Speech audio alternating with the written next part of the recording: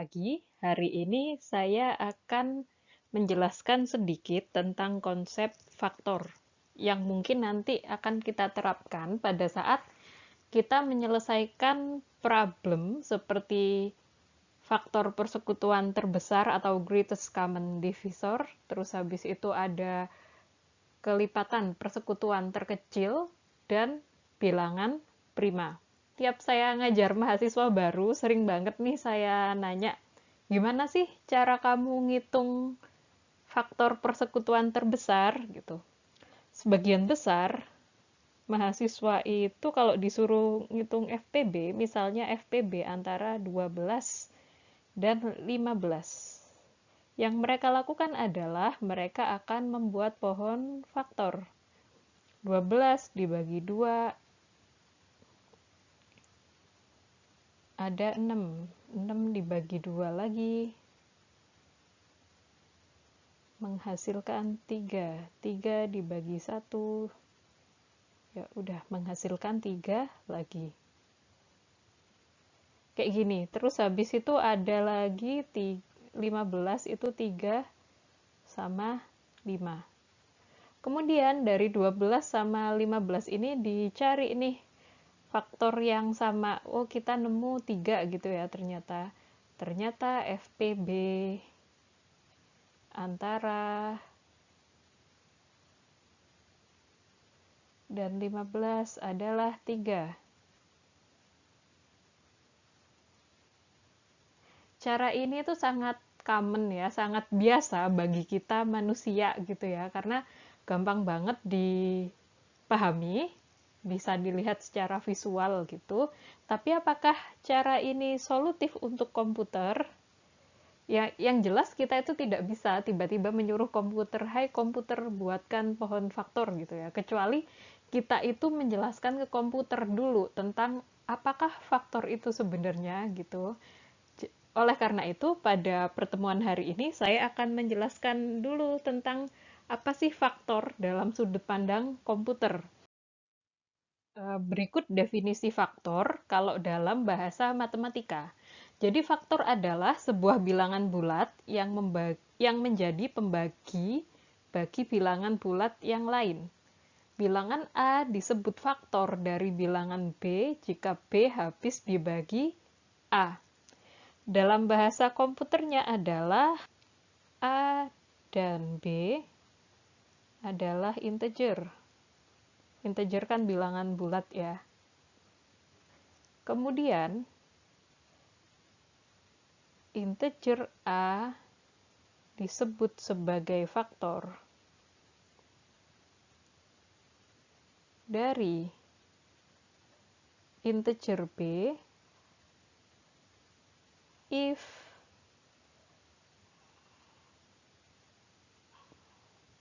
B modulo A sama dengan 0. Jika B modulo A sama dengan 0, maka A adalah faktor dari B. Konsep ini yang akan kita pegang untuk menyelesaikan permasalahan yang kita temui hari ini. Saya akan ngasih contoh bagaimana kita menyelesaikan permasalahan faktor persekutuan terbesar. Oke. Bagaimana mencari FPB? Sebelum kita mencari FPB, kita harus terlebih dahulu mendefinisikan problemnya. Jadi FPB itu apa sih? FPB adalah faktor persekutuan terbesar dari dua buah bilangan. Ada keyword yang harus kita perhatikan untuk mengenali masalah. Yang pertama itu faktor, yang kedua itu persekutuan, yang ketiga terbesar dari dua buah bilangan. Untuk itu, proses yang harus kita lakukan adalah yang pertama itu kita cari faktornya dulu.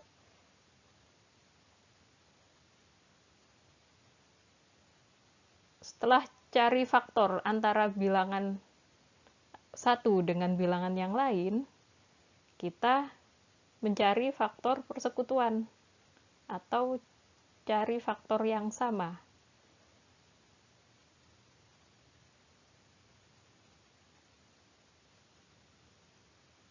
Kadang ada bilangan yang punya lebih dari satu faktor yang sama. Semisal saya punya bilangan 6 dan 12. Faktor dari 6 itu kan ada 1, 2, 3, dan 6. 12 itu punya faktor 1, 2, 3, 4, 6, dan 12.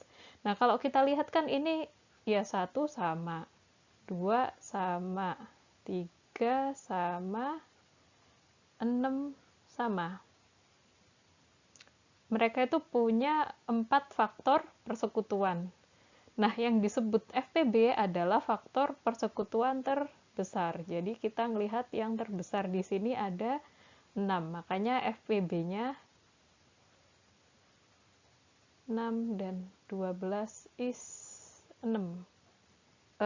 Ya, caranya seperti ini. Tapi kalau misalnya kita ngoding, penjelasan kayak gini kan nggak terstruktur. Makanya saya akan mencoba membuat penjelasan ini lebih terstruktur.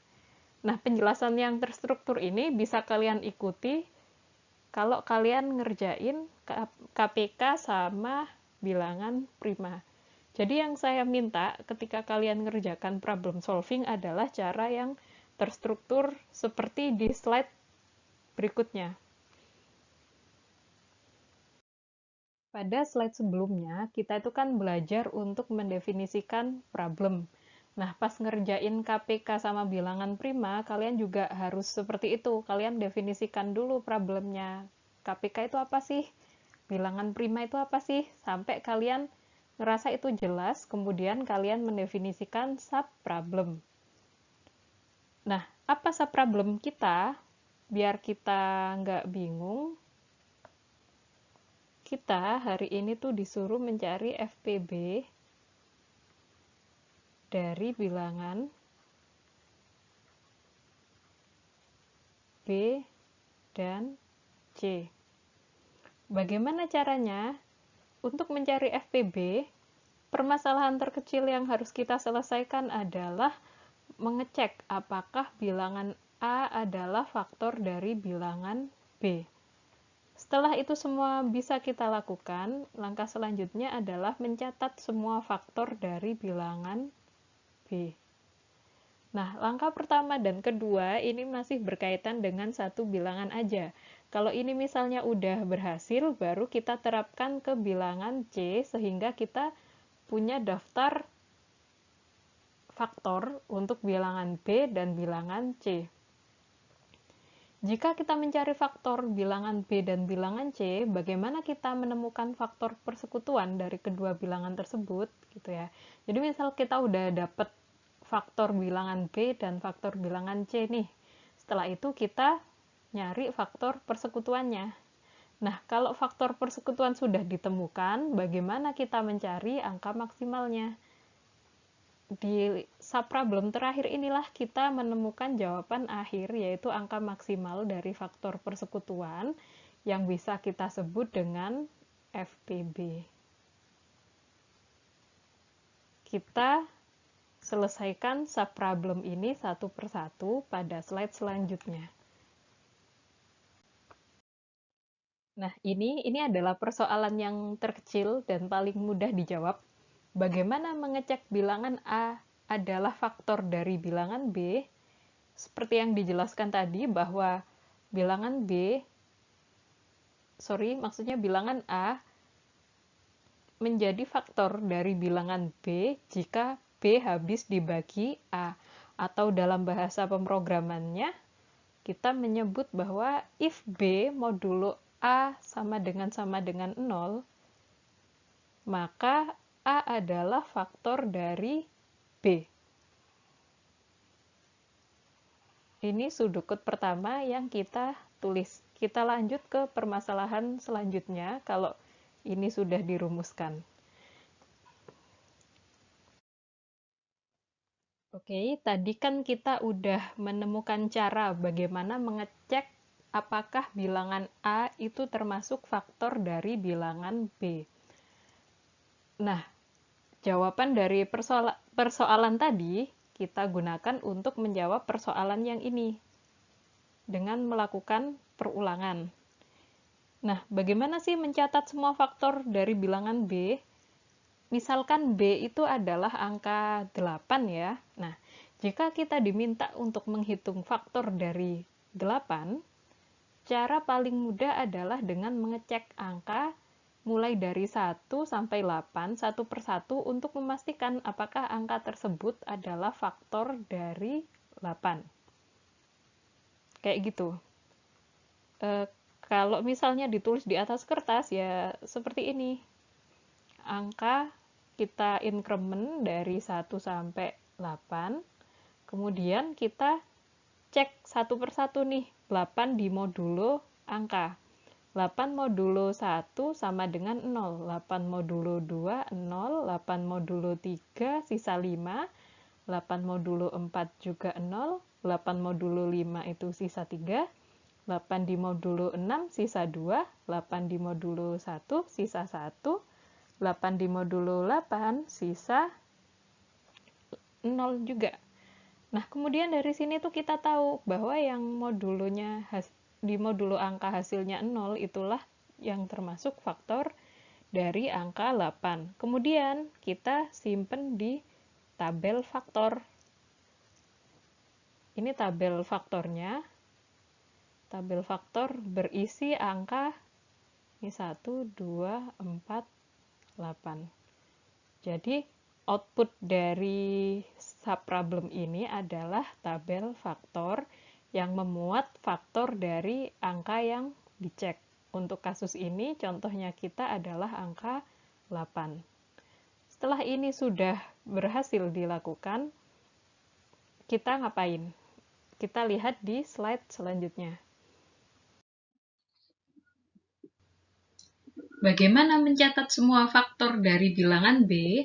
Kalau di slide sebelumnya kan kita ngobrolin tentang logikanya ya. Pada slide ini kita mau bikin sudokutnya. 8 ini kita sebut dengan B. Kita simpan ke dalam variabel B.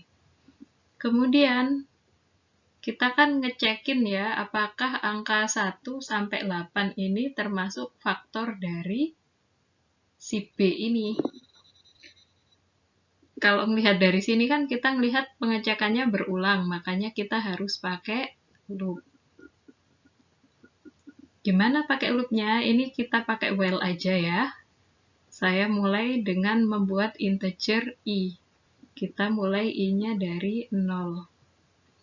Kemudian while si i ini kurang dari 8, kita plus i-nya dulu. Kenapa? Karena karena angka di sini kan mulai dari 1 ya. Sementara i pas mulai masuk ke dalam while ini dia mulai dari 0. Nah, biar sesuai dengan kebutuhan, saya plus-plusnya di sini i plus-plus. Setelah i plus-plus, kita bikin ini logikanya tadi yang nyari tahu faktor. If b di modulo dengan i sama dengan 0, maka i adalah faktor dari b. Nah, apa yang kita lakukan kalau i itu faktor dari b? Kita simpan i ke dalam tabel.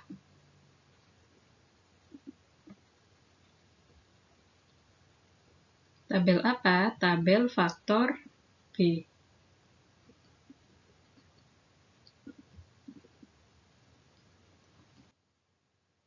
Kalau sudokutnya kita tulis dengan rapi, jadinya seperti ini ya.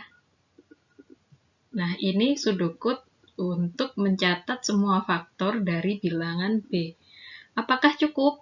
sebenarnya ditulis kayak gini aja udah cukup, tapi kalau misalnya mau dikembangkan lagi, perintah yang ini bisa kita kembangkan. Bagaimana kita menyimpan I ke dalam tabel faktor B? Nah, di sini kita punya tabel faktor B ya. Tabel faktor B itu isinya 4 angka. Tabel faktor B, isinya 4 angka. Untuk memudahkan cara bacanya, kita punya indeks. Indeks ke-0, indeks ke-1, indeks ke-2, indeks ke-3. Cara bacanya adalah tabel faktor B pada indeks ke-0 berisi angka 1. Tabel faktor B pada indeks ke-1 berisi angka 2. Tabel faktor B pada indeks ke-2 berisi angka 4. Dan tabel faktor B pada indeks ke-3 berisi angka 8. Kemudian, gimana kita nyimpennya?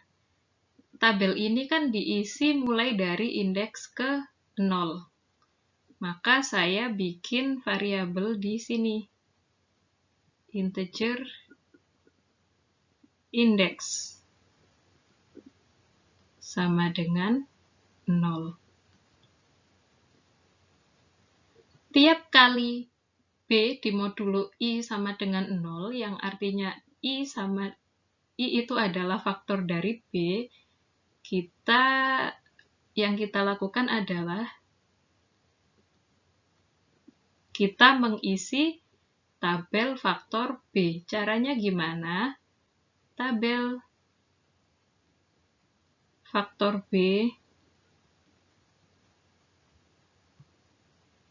pada indeks ke indeks. Indeksnya ini didapat dari sini ya. Sama dengan apa? Sama dengan I. Kemudian, ini kan while-nya jalan terus ya. Biar indeksnya itu nggak sama terus. Kalau indeksnya 0 terus kan berarti yang diisi ya cuman indeks ke 0 terus. Akhirnya yang tersimpan ya cuman angka terakhir aja. Jadi bayangin kalau yang diisi itu indeks ke 0 terus ya. Pada saat iterasi pertama gitu kita nemu bahwa faktor dari angka 8 adalah 1. Angka 1 ini kita masukkan sini.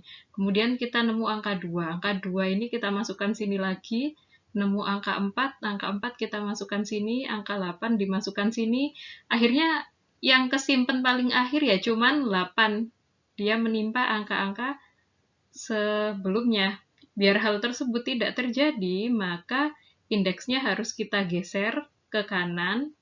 Caranya gimana? Caranya dengan mengincrement si indeks ini. Jadi indeks plus plus. Ini bentuk tidak rapi. Bentuk rapinya saya lampirkan di slide berikutnya. Ini bentuk rapinya ya. Kita mulai dari inisialisasi indeks, inisialisasi I, kemudian loop. Kalau misalnya nemu faktor, maka faktornya dimasukkan ke dalam tabel faktor B pada indeks ke indeks.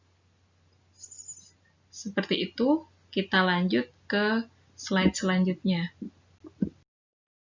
Tadi kan kita sudah merumuskan bagaimana mencatat semua faktor dari bilangan B. Kita ulang cara ini, kita terapkan untuk variabel atau untuk bilangan C.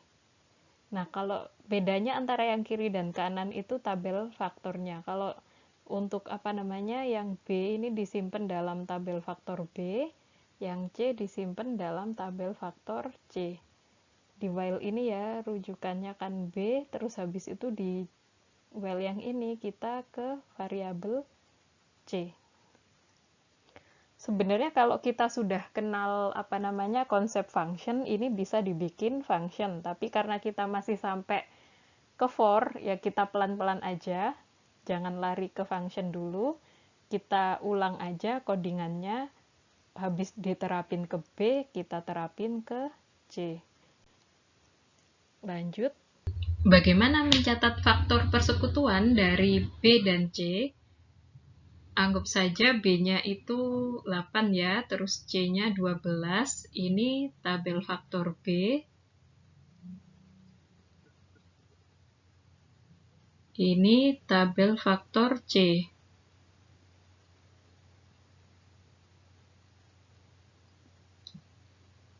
Bagaimana mencatat faktor persekutuannya? Yang jelas kita akhirnya harus membandingkan antara isi tabel faktor B dengan tabel faktor C.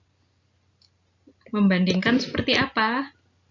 Membandingkan itu kan jelas pakai if. Kita bandingin dulu antara indeks ke-0 dengan indeks ke-0 juga. Berarti kita nulis sudut-kutnya seperti ini. If tabel faktor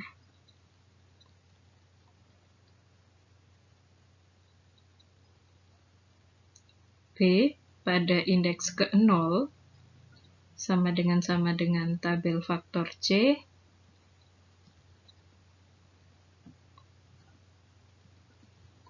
pada indeks ke-0 juga, maka mereka adalah faktor persekutuan. Maka isi dari tabel faktor B pada indeks ke-0 dan tabel faktor C pada indeks ke-0 itu termasuk ke faktor persekutuan. Apa yang harus kita lakukan kalau keduanya ini masuk ke faktor persekutuan? Ya, kita simpan tabel faktor B pada indeks ke-0 ke tabel persekutuan.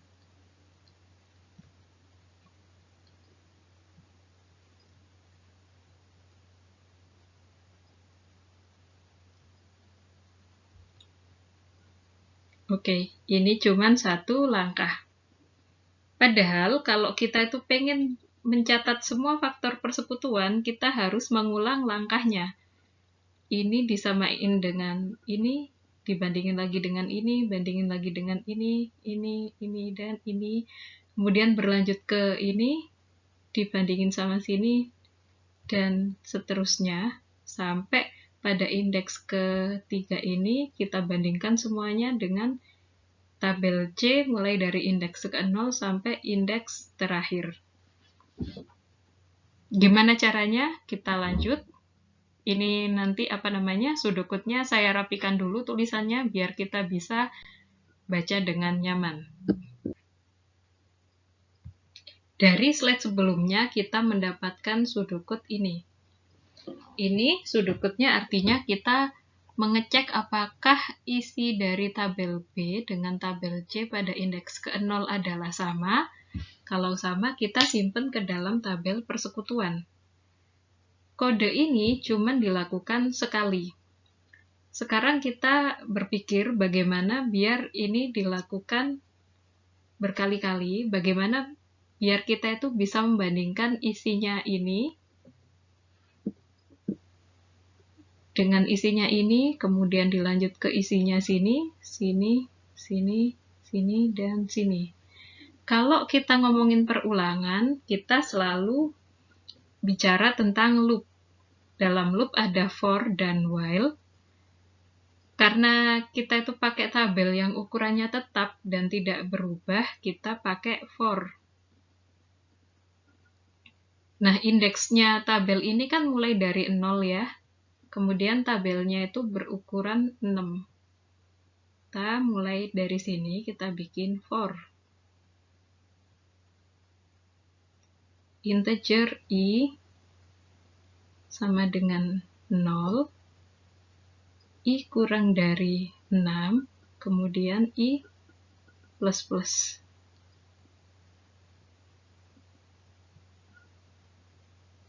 Ini artinya kita mengulang langkah ini sebanyak for ini, sebanyak 6 kali. Kemudian apa yang perlu diganti? Angka 0 ini saya ganti jadi i. Nah, kalau kode ini kan mengulang perintah biar isi dari tabel faktor B pada indeks ke-0 bisa dibandingkan dengan isi semua tabel faktor C. Nah, gimana kalau kita itu pengen membandingkan isi tabel B selanjutnya dengan tabel C semuanya? Kita bikin for lagi. Kalau ini tadi integer I, kita bikin integer C sama dengan 0. C kurang dari 4. Kemudian C plus. 4-nya ini saya dapat dari mana? Saya dapat dari ukurannya B ini adalah 4. Saya bikin kurung kurawalnya. Nah, C ini kita pakai buat apa? Kita pakai buat ngatur indeksnya. Indeksnya B ini yang kita akses itu indeks keberapa aja. Oleh karena itu, angka 0 di sini saya ganti jadi C. Oke, kita ke slide selanjutnya dengan sudokut yang lebih rapi. Nah, ini sudokut yang dihasilkan dari slide sebelumnya. Terus yang perintah untuk nyimpen ke tabel faktor persekutuan sudah saya ganti jadi seperti ini. Kalau pengen tahu caranya gimana ngerubahnya, kalian boleh lihat di slide sebelumnya yang kita itu bahas tentang gimana caranya nyimpen angka I ke tabel faktor. Caranya sama, pakai indeks juga, pakai indeks plus-plus juga gitu. Kita lanjut ke slide berikutnya. Nah, kalau sudokut yang tadi itu di-run, kalau sudokut yang ini itu kita run dengan input dari angka 8 dan angka 12, kita akan menghasilkan tabel ini. Ini kita sebut dengan tabel faktor persekutuan.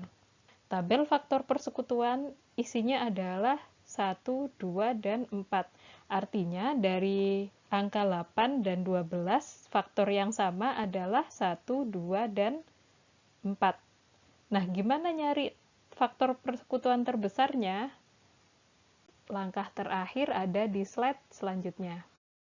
Nah, ini langkah terakhirnya, kita bisa manggil fungsi max untuk mencari nilai maksimum dari tabel faktor persekutuan.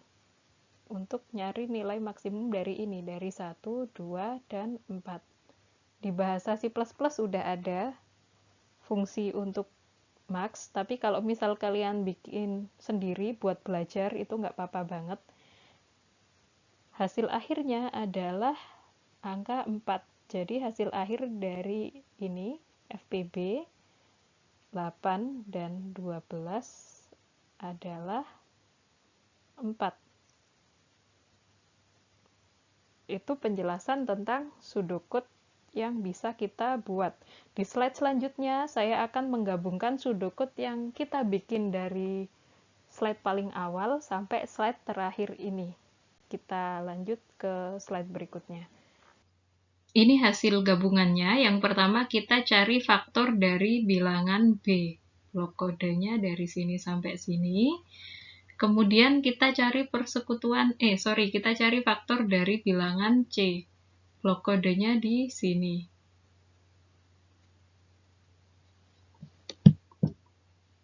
Blok kodenya di sini. Kemudian kita cari faktor persekutuan dari bilangan B dan C. Kodenya ada di sini. Dan terakhir kita cari faktor persekutuan terbesar. Kodenya ada di sini. Jadi 4 langkah kita bikin jadi sudokut. Demikian penjelasan dari saya. Terima kasih sudah menyimak. Kerjakan soal yang ada dengan baik. Assalamualaikum warahmatullahi wabarakatuh.